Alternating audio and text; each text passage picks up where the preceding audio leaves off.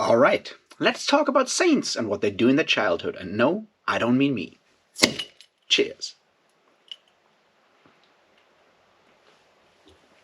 Welcome back everybody to me talking about books, and one book in particular today, and that is Hild, part 1 of the Light of the World series by Nicola Griffith. And I'm incredibly happy to finally talk about this book, and I'll try my best to make this more than just me gushing about how wonderful it is.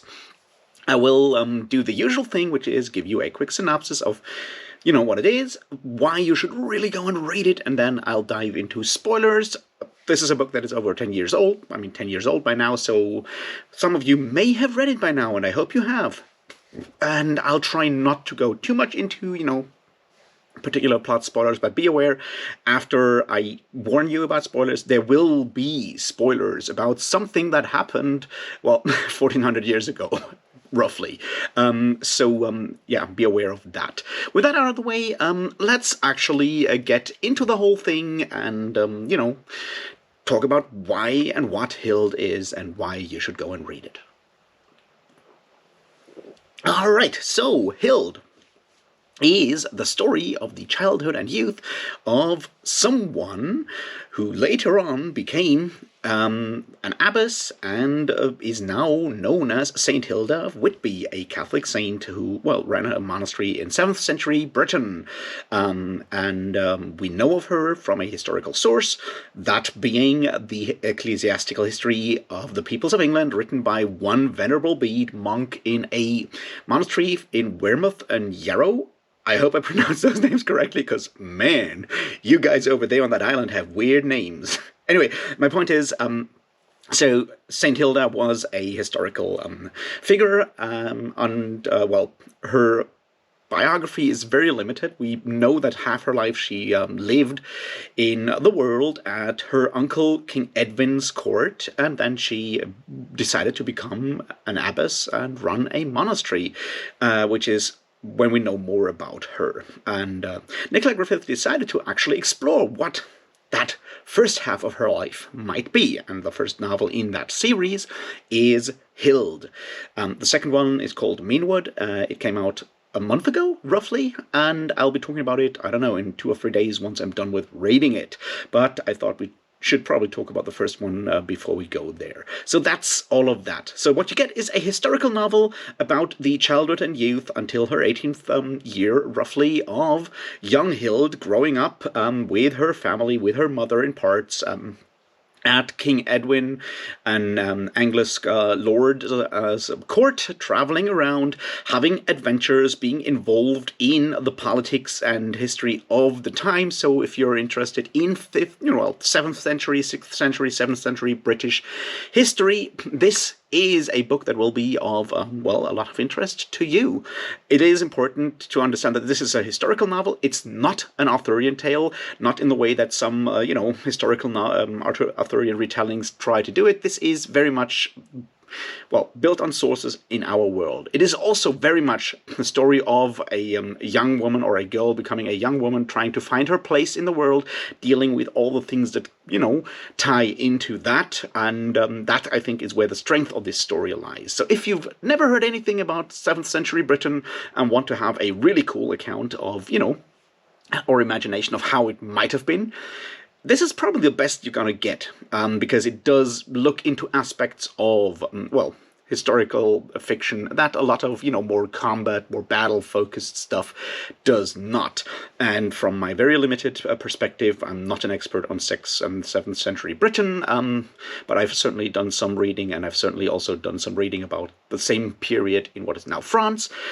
This is exceptionally well researched in a lot of ways, and so, yeah, if you want an introduction to that time and place, the time when, Britain is slowly recovering from the fall of the Roman Empire, when Christianity is battling it out with other religions and other forms of Christianity on British soil, this is the best you're gonna get. It's exciting, it's wonderfully written, the language is impressive as all hell, and yeah, just go and read it. It's probably one of the best books I've read in recent history, and, That's saying a lot. I've read a bunch of really good books, this year alone, so this one's right up there, and you should go and read it immediately, because from now on, I'll be actually looking at why it is so good, and what I personally really appreciate about it, and that means there will be spoilers.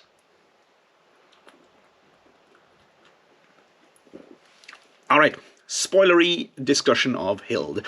We'll go through this in a bunch of steps. I'll first talk about, the struggles of historical fiction and sources. Then I'll talk a bit about the idea of how to write historical fiction and how to write historiography, because those are sometimes connected. And then I'll look at what Hild does so wonderfully, or what Nicola Griffith does so wonderfully well in Hild, in my opinion. So let's start and look at historical fiction. See, historical fiction is kind of difficult to write because you're trying to write fiction, which is obviously about stuff we imagine. You try to set it in a specific time and place. That's what we mean by historical. Obviously, when we usually say historical, we usually just think about history and like time, but it's also very much about a place because, it's not about everything that happened in the 7th century on this planet. It's just about England, or parts of England in the 7th century in this case. So there is always that question is like, how do you do that? How far can you stray from historical records? And so on. Now, obviously, a lot of historiography is also very much about making stuff up. Let's be real here. Historians, we have very few details, and then we construct narratives around that because that's what humans generally do. But with, historical fiction, you can be a bit freer. But you just probably also always decide when to contradict or go beyond what you have established as sources and facts and so forth. And especially with something like Hild, it's interesting to look at it because, as I said, there's one source where she gets mentioned by name. That is, as I said, the Ecclesiastical History of the Peoples of Britain, of England, by the Venerable Bede. Now, if you're like me, you have in fact read that book. If you're not like me, congratulations, you're probably much better off. But it's an interesting book because the abbess Hilda gets mentioned in exactly 2 chapters. Once because she's overseeing a council of different priests that is known as the Council of Whitby, and because it's held at her monastery, she's the abbess of that, which is where different groups of priests argue about when actually to celebrate Easter. If you've read Venerable Bede, that's a huge topic in this book. Is the fight or the argument between different factions of priests. Some came in an earlier attempt to Christianize England, and they celebrate Easter on a different date than the newer group of Catholic priests coming to England that are more beholden to the modern, at the time, Catholic Church, or the modern at the time Church from Rome, and are influenced by the Pope. And there's a lot of power struggles going into that, and that whole argument kind of is crystallized around the discourse on when to hold Easter. I will not settle that discourse now. Let's just, it's just something we need to know in the background. That's when she gets mentioned once, and according to my memory, which is faulty, Hild is, in fact, on the opposing side from the new Roman side, which Bede supports in that argument. But she gets convinced by the far better arguments, according to Bede here, and decides to join them with, when to celebrate Easter. So that's the one chapter when she gets mentioned with very little except, she's there, she's on the wrong side, but she gets convinced, everyone's happy. The other part is one chapter in, I think it's book 4, might be chapter 24 or 25, I'm not quite sure right now because, I'm doing this from memory, where we get her life, which is summed up as her first half. She lived in secular courts at her uncle Edwin's court, and then she decided to find the faith and join a monastery, and then later on started her own monastery at a place named after a lighthouse, or called the Lighthouse, and that's where she becomes abbess. She later has a second monastery tied to that first one, and then she dies, and there's a bunch of miracles about when she dies, and other people hear the heavenly choir when Hilda dies and ascends to heaven and so forth, and that's that. So we get a lot more details about her works as first a general nun and then an abbess, which makes sense because this is obviously a church history in a lot of ways. And that's it. We get one more chapter where someone living around her and around her monastery gets mentioned. One Cadman, who is apparently great at making music and not much else. We'll come back to that later as well. And that's all we know about Hilda. There are obviously later hagiographies, which are very specific Catholic lives of saints, but, they're about collecting miracles and not anything else. So that's what we have as sources, which is basically nothing. Now, the question is, as a writer of historical fiction, what else can you do and where else can you go? There's obviously a lot of research, archaeology mostly. There's some other text historians. There's another historiography about a bit of earlier time, which is the stories of history of England written by Gildas. That oftentimes gets also mentioned when people look for sources for King Arthur. That one is sort of mostly before Hild's time, but it gives us an image of like the different warring small tribes and kingdoms all over the British Isles, and how terrible that is, because that's basically Gilda's argument, is that everything goes to shit because people are all fighting and feuding, and then the rest is mostly us writing archaeology and historiography around that. There is obviously the writings of one Gregory of Tours about the history of the Franks, which is written at roughly the same time, and while the Franks are obviously in France, they do have interactions and conversations and obviously trade and war and so forth with the people on the British Isles. So you can get some more information about how things fall out there. Obviously, there's more in Bede's history when it comes to, general, battles and stuff. King Edwin gets mentioned a bunch of times, and other people, Bishop Paulinus and others, get mentioned a bunch of times. So we have more information, but not about Hild, which allows Nicola Griffith to just imagine the life of what, someone close to the king, being a woman in those times and so forth, what their life might be like. Which reminds me of light. I misspoke for a reason here. And that is that Bede reports that her mother had a vision while being pregnant with Hild, of her being, seeing a pearl that lights, that is the light of the world. It depends on the translation. Which is why this is called the light of the world. So her sainthood, this is how he, Bede interprets it as her sainthood being a thing, being, predestined in a way. And this is sort of the key that I feel Nicola Griffith takes. Like, we have someone with a prophecy of becoming someone very special, being alive in that world, and that gives her the power to give a sort of panoramic view at what life in the 7th century in Britain might be like, and look at a lot of things that happened during that time, all through a lens that will hopefully help us to look at the world that we live in today with new and better eyes. So that's what we see with the sources. And there's a lot of wonderful things how Griffith does, in fact, use these small details. For example, Cadman gets mentioned as a cowherd who's already fond of singing very early in this book. And there's a Roman beacon in one place, a former lighthouse. Now, I have no idea if that will become the abbey, but it's a possible guess. There's other parts, letters that have been mentioned by Bede in his history that she quotes at the right point. There's a scene where a heathen priest, a priest of Woden, decides to actually throw in with the priest, with the Christians, and then actually defiles his own his own temple, and he's actually quoted, the speech he gives is actually quoted with Bede, and she does manage to take these bits and actually introduce them and use them in the book as well. So this is very interesting to see how, if you have like such sparse actual sources about something, how to use those key points, the big boxes you need to check for those who know the history, to so go like, oh yeah, this makes sense, And she does all of that, and as I said, the groundwork's laid there with Cadman and the lighthouse and things like that. They made me very happy. I presume, like, probably 80% of people reading these books don't necessarily see how subtly these bits are laid there, because at the end of Hild, we're very far away from her becoming, becoming a nun or anything of the sorts.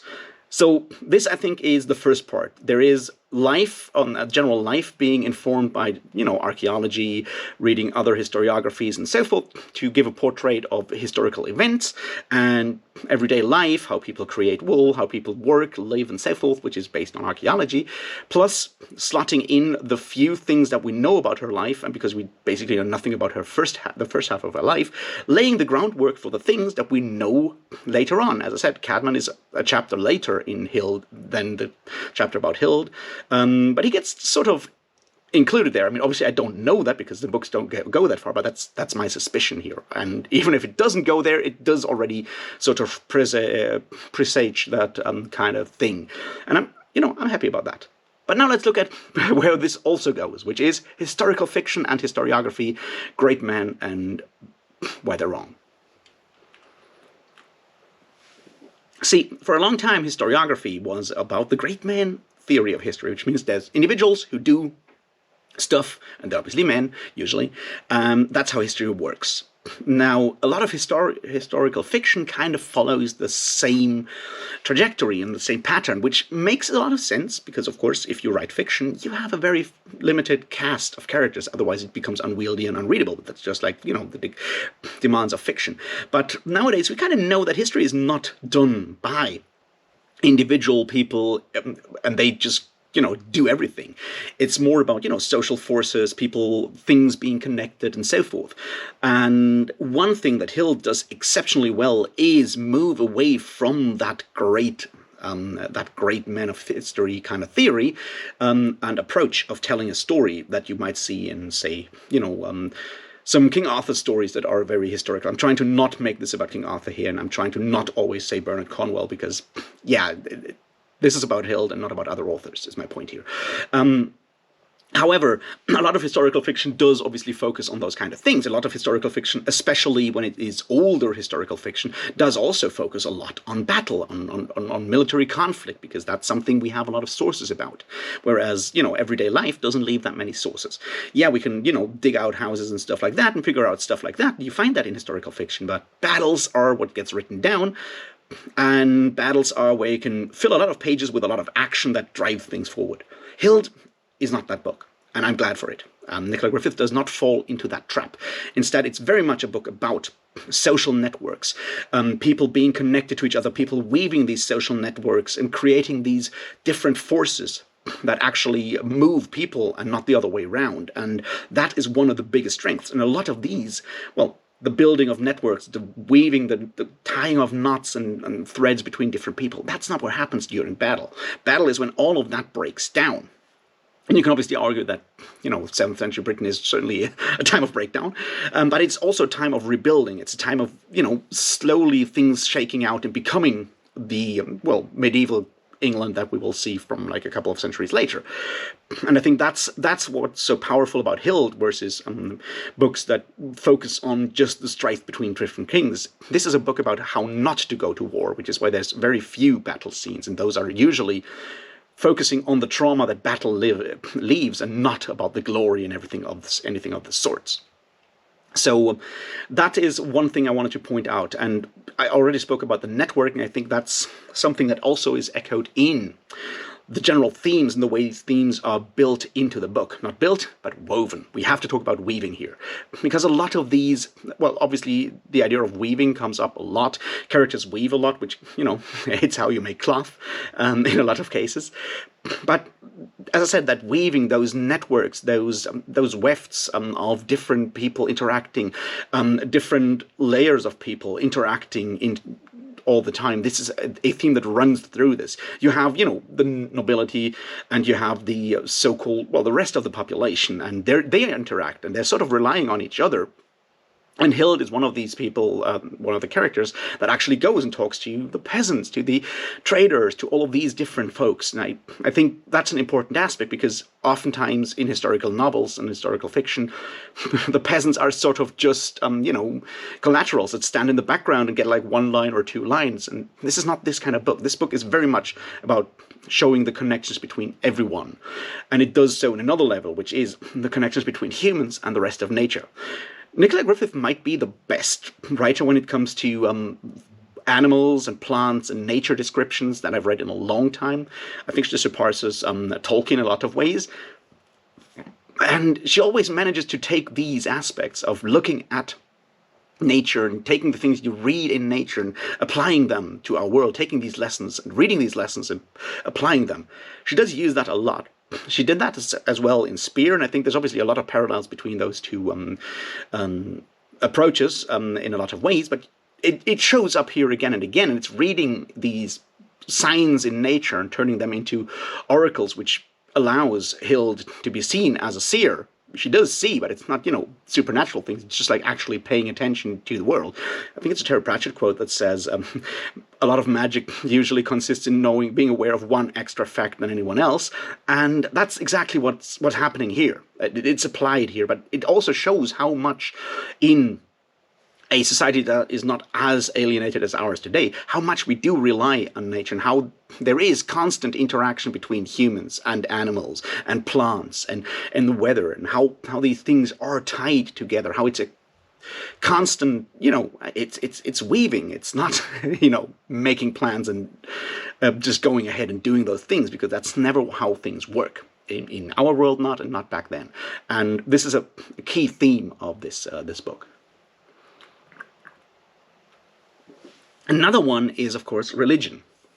Now, religion's always tricky in historical fiction or in any form of fiction, because if you don't believe yourself, it's very difficult to actually explain or write down believable descriptions of religion.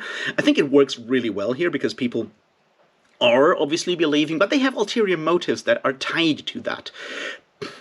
I would not doubt the faith of any of these characters, but there's other motives that, let them use faith in all kinds of ways. And as I already said, 7th century Britain is a time where you do have still pagan beliefs in all kinds of different pagan gods. You may even have remainders of Roman worship somewhere if you squint hard enough.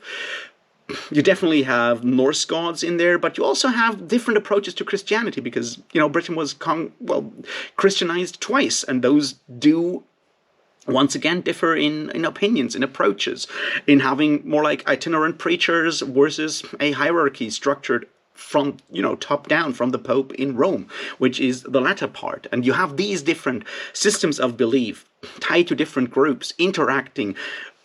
And, as you know, with weaving, you have different threads acting against each other. You have the warp and the weft, and you have these different forms of faith interacting, building that large tapestry of different things happening all at once. And, the idea of being threads in a weave has obviously been written to death by authors who don't understand that you don't need wheels for weaving, and much better by authors that talk about, the weaver and so forth. I'm talking Guy Gabriel Kay here, but there's something in the way these images of these ideas of having these counter-weaving forces, these countervailing forces, creating something together that I think is unique to the way Hild works as a book in a lot of these situations. Another aspect I think that is important to mention here that I think was handled exceptionally well is the theme of, this is a historical novel with a female protagonist, and while Hild is certainly standing out and not your average human being in a lot of ways, but that's, she's a protagonist. I think it's interesting to see how Nicola Griffith does build her up as that character. There's a theme that comes up obviously as well in Spear, and up to a point in other books as well, which is that so much of what Hild does is because of her mother. The idea of a protective or overbearing mother deciding, moving children, that is something that I feel moves Nicola Griffith very strongly. And it shows up again and again. And it does very much form this. But on the other hand, there's Onan, who is, another woman, and she's the mother of Hild's half-brother, Cian, and she's another very strong, protective, and overbearing woman. And the idea of these networks of women, using their connection, using their power versus these networks of men, the warrior societies, the king being a ring giver and thus tying his people to himself and so forth. How those two, once again, threads kind of build a society together. How some people can do some things that others can't. How the queen can do things that the king can't do. How how women can do things that men can't do, and how they build a society together. How the daughter can do things that the mother can't do, and how the mother does still push the daughter to do things that she maybe doesn't want to do, and so forth. All of these end up in a fabulous way here, because they show that humans have very limited agency, but they still make it very much a human story about individuals doing these things. It's not just, sitting, giving up, and not, letting things happen. That's not how this book works. And I think that's what makes this book so powerful, that you see people doing the best they can within the constraints that they have. And sometimes exceeding them, but also always being, relying on others, the way that Hild sets up her own place in Meanwood, because community is important, and relying on each other, relying on people who are currently suffering or are currently homeless or without resources, and helping them because they will then help you. Building community is a very strong part of this. And I think the best part about this is that it's not about a vision. See, a lot of Arthurian retellings, and I have to go back to Arthur, who gets mentioned once by name in Hild, are about Arthur having this vision for Britain or something like that. This is not this kind of book. This is a book about someone going, I want community, I want friends, I want to forge a thing together. And we don't need a glorious goal to go to it. It just means to have a place, a home that you build with others. And that idea of mutual aid, of mutual reliance, is what drives Hild in a lot of ways. And I think it gets handled beautifully in this book. And this is, I guess, where we need to talk about prose style and music. Music is, of course, very important here. I already talked about the cowherd Cadman being interested in music, having a gift for music. But music and songs come back again and again. There's bards, there's singers. And I think it's important to understand this because, for some reason, Nicola Griffith's prose style really clicks with me. And I thought hard about that. And I think part of it is that it is a very lyrical approach. A lot of sentences flow and have a very specific, almost musical rhythm to them in a way that, you would probably write poems or song lyrics or anything of the sorts. And I think this is important to how this whole book works, because it's about a time when we talked about, oral history a lot, people retelling stories, and to do that you need to phrase them in a way that makes it easier to perform them, to imagine them, to remember them, and that is music. And that joy that comes with music kind of flows through this book. It feels alive, the language feels alive, and in a way that music does, in a way that texts don't always do. And I think that's one thing I just wanted to mention, because I think it's done exceptionally well. Whether it's the descriptions of nature, of animals, whether it's the feasting, the slowly building up of having songs to honor, a newborn king, whether it's just starting to turn faith, to turn psalms into songs, all of this ties together because singing is an important part of that culture. And Hild is a book that could be sung in a lot of ways, and I think that's what makes it so powerful to me. One final thing before we end this is that this book does not shy away from the darker sides of life. Now, it's obviously easy to portray 7th century Britain as the Dark Ages. Gildas certainly does, although he talks more about the 6th and 5th century, but still. But yeah, it's easy to do that because life certainly wasn't good for a lot of people when you compare it to today. Things were hard, but that does not mean that people were suffering. Everything was brown and grey and muddy all the time. And the joy of life is in this book. But there's also the tragedy, the dark sides, children dying, humans suffering, having wounds from battle, but, just like 5 children dying from sickness, and someone having to, make the decisions that which child does get well, at least the attempts of medicine to save them, and which ones don't. And these darker parts, the idea that there are obviously power structures that keep some people down and mean that some people will suffer more. These are in here, and Nicola Griffith does not shy away from that. Neither does Hild, and I think that's what makes this book also work so well, because it's not just meaningless violence and blood and gore. It is there, but it's the general idea that life means everything. Life means suffering. Life means joy. Life means a lot of weird moments of feeling helplessness, or moments of feeling powerful just up to the moment when you go overconfident and everything breaks down again. And all of these bits and pieces are in here. The joy, the sadness, the darkness, the light, it's all in there. And that once again, ties it back to the idea of weaving, to the idea of this being a tale that is woven, because history is woven out of all these different threads, and they work against each other, and together they still build this wonderful image. And that's what Hild is at the end of the day. A wonderful portrayal of one woman trying to make her way through life. And she can only make her way through life because there's all these other people, and she needs to take care of them, because then they may take care of her. And yeah, that's a strong message, and it's a wonderful book, and I hope you've read it.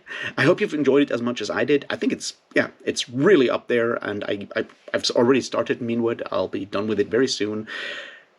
And it continues as strong, and I'm just really, really excited about this. And I think if you want to figure out how to write historical fiction, I don't know, go read this book and forget the ones that are just about war, because war isn't everything. In fact, it's pretty bad. Anyway, these are my thoughts on Hild by Nicola Griffith. I hope you enjoyed it. If you have questions, comments, ideas, whatever, put them down in the comments.